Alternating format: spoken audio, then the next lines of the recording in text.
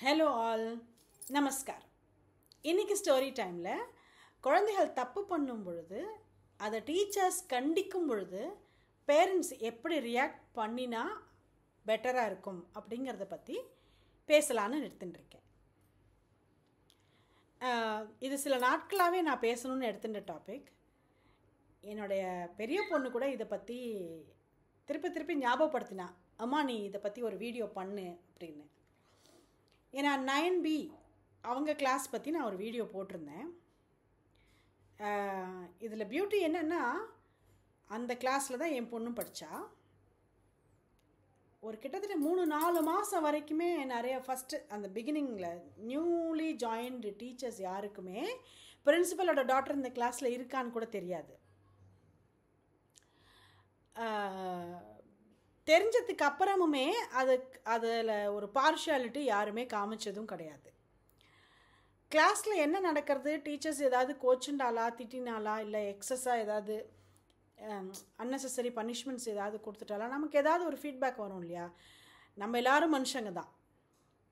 நமக்கு ஸ்கூல் டென்ஷனை வீட்டில் கொண்டு வந்து சில்லுன்னு யார் மேலேயாவது சுல்லுன்னு எரிஞ்சு விழுறோன்னா அது எப்படி பாசிபிளோ அதே மாதிரி வீட்டுக்குள்ளே நடக்கிறது, நம்ம ஹோம் ஃப்ரண்ட் ப்ராப்ளம்ஸு ஸ்கூலில் எடுத்துன்னு போய் அந்த கோவத்தோட காலங்காத்தால் போய் சுள்ளுன்னு யார் மேலேயாவது எரிஞ்சு விழுறதுங்கிறது அந்த அளவுக்கு பாசிபிள். இன்ஃபேக்ட் அது இன்னும் ஜாஸ்தி நடக்க சான்சஸ் இருக்குது. ஏன் தெரியுமா, காலங்காத்தால் அலறி பிடிச்சிண்டு ஓடுறோம் எல்லோரும் அந்த 7:30-8 மணிக்குள்ளே ஸ்கூலுக்கு போகணுன்ட்டு. ஸோ பாசிபிலிட்டிஸ் அங்கே இன்னும் ஹையாக இருக்குது. அப்போ ஒரு டீச்சர் கோவத்தில் ஏதோ ஒன்று சொல்லிடுறா, ஏதோ ஒன்றுன்னா அந்த குழந்தைகள் வீட்டில் போய் சொல்லும், இந்த மாதிரி எங்கள் டீச்சர் இன்றைக்கி இதுக்கு கோச்சுண்டா அப்படின்ட்டு. பேரண்ட்ஸுக்கு ஃபஸ்ட்டு ஒரு இன்செக்யூரிட்டி வரும். ஏன் இப்படி நம்ம குழந்தைய தேவையில்லாமல் கோச்சுக்கிறா, நம்ம ஒன்றொன்றும் பார்த்து வளர்க்குறோம், டக்குன்னு இன்னொருத்தர் வாயிலேருந்து ஒரு வார்த்தை கேட்டுக்கும்படி ஆகிடுறதே நம்ம குழந்தைகளுக்குன்னு. இதில் நான் டீச்சர்ஸ்க்கு சொல்கிறதும் இதுதான். கோவம் அந்த மொமெண்ட் வரலாம், அந்த குழந்தை ஏதோ பண்ணியிருக்கும், அதுக்கு தான் நமக்கு கோபம் வருமா இருக்கும். ஆங்கர் மேனேஜ்மெண்ட் எப்படி பண்ணிப்போம்? நான் ஒன்று சொல்லுவேன், நான் ஒரு 10-15 வருஷம் முன்னாடி சொன்னதை இப்போ சொல்ல மாட்டேன். ஒரு குழந்தையும் உன் சொந்த குழந்தை மாதிரி நீ பார்க்கணுன்னு நான் முன்னாடி சொல்லிட்டு இருந்தேன். இப்போ அது மாதிரி சொல்கிறதில்ல. ஏன்னா சொந்த குழந்தைன்னா உரிமையாக 2 அடி அடிச்சுடலாம், அடிக்கக்கூடாது, அடித்தா கேட்க ஆளுகள் கிடையாது. ஓகே, ஆனால் ஸ்கூல் குழந்தையில் அடிக்க சான்ஸ் கிடையாது. தேவையில்லாத வார்த்தைகள் சொல்லி திட்ட சான்ஸ் கிடையாது. இளிச்சவாய் நமக்கு பிறந்ததுகள் தான். ஊரில் இருக்கிறவா குழந்தைகள்லாம் இளிச்சவாய் கிடையாது. You can't take advantage of that. அப்போது யாராவது இன்கேஸ் அப்படி பண்ணிட்டாக்கா அந்த டீச்சரை கூப்பிட்டு கவுன்சிலிங் பண்ண வேண்டிய பொறுப்பு பிரின்ஸிபலாக எனக்கு இருக்கு இல்லையா. அந்த மாதிரி நான் ஃபீட்பேக் எடுப்பேன். வேரியஸ் சோர்ஸஸ்லேருந்து டீச்சர்கிட்டேருந்து எல்லாமே சரியாக இருக்கா, எதுவும் தப்பாக நடக்கலை இல்லையா, இல்லைனா அந்த டீச்சர் எக்ஸ்ட்ராடினரியாக ஏதோ பண்ணினாங்கிறது கூட அப்ரிஷியேட் பண்ணணுன்னா கூட இந்த ஃபீட்பேக் சிஸ்டமில் தான் எனக்கு கிடைக்கும். இதில் இந்த 9Bன்னு நான் ஒரு 9B பற்றி ஒரு வீடியோ போட்டிருப்பேன். ஒரு குழந்தைக்கு அதில் கல்யாணம்னுட்டும் போக முடியலன்ட்டு வீடியோ போட்டிருப்பேன். அந்த குழந்தைகள் எல்லாருக்கிட்டேயும் இருந்த ஒரு பிக்கஸ்ட் அட்வான்டேஜ் என்னென்னா, டீச்சர்ஸ் யாராவது ஏதாவது திட்டினா வீட்டில் சொன்னதே கிடையாது, இன்க்ளூடிங் மை டாட்டர். நம்ம பண்ணுற தப்புக்கு தானே நம்மளை டீச்சர் திட்டுறா, அவளுக்கு இல்லாத உரிமையா அப்படிங்கிற எண்ணம் அந்த கிளாஸில் முக்கால்வாசி குழந்தைகளுக்கு இருந்தது.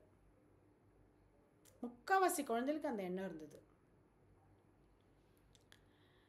அந்த எண்ணம் இருந்ததுனாலேயோ என்னமோ தெரியல, அந்த டீச்சர்ஸ் அந்த குழந்தைகள் மேலே அதீத உரிமையும் அந்த குழந்தைகள் மீது அதீத அக்கறையும் எடுத்துட்டா.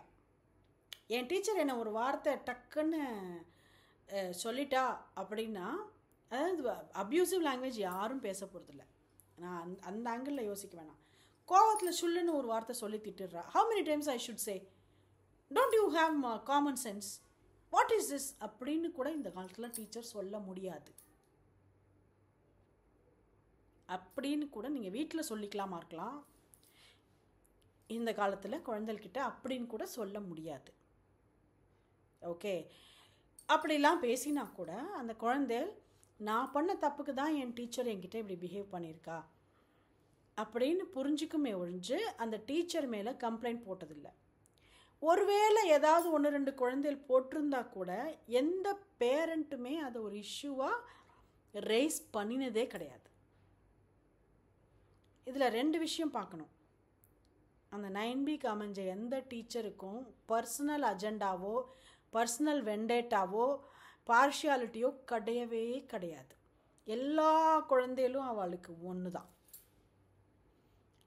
அதனாலேயே அங்கே படித்த எல்லா குழந்தைகளுக்குமே அந்த டீச்சர்ஸ் எல்லாருமே தாய் தகப்பனுக்கு சமானந்தான், அவளுக்கு ஈக்குவலாக தான் இவாளை நடத்தினான். மரியாதையில் எங்கேயும் குறைச்சி வைக்கல. இது 2ம் பேலன்ஸாக இருந்துடுதுன்னா குழந்தைகள் வாழ்க்கை சுமாராக படித்தாலும் சரி சூப்பர்பாக படித்தாலும் சரி எவ்வளோ அருமையாக அமையிறது தெரியுமா? ஒரு பள்ளிக்கூடத்தில் இது 2ம் அழகாக அமைஞ்சிடுதுன்னா குழந்தைகளோட வாழ்க்கை ஃப்யூச்சரில் அவ்வளோ அருமையாக அமையிறது. இதுதான் பிளெஸ்ஸிங்.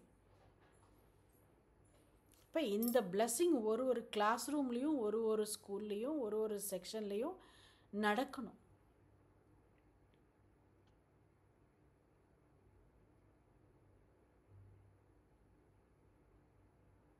இதுக்கு டீச்சர்ஸும் ஒத்துழைக்கணும், பேரண்ட்ஸும் ஒத்துழைக்கணும். யோசிச்சு பார்க்கலாம். நம்மளால் ஆன ஸ்டெப் நம்ம பண்ணலாம். இது கேட்குற நம்ம பேரண்ட்டாக நம்மளால் ஆன ஸ்டெப் நம்ம பண்ணலாம். இது கேட்குற நம்ம டீச்சராக நம்மளால் ஆன ஸ்டெப் நம்ம பண்ணலாம். முயற்சி திருவினையாக்கும். நமஸ்காரம்.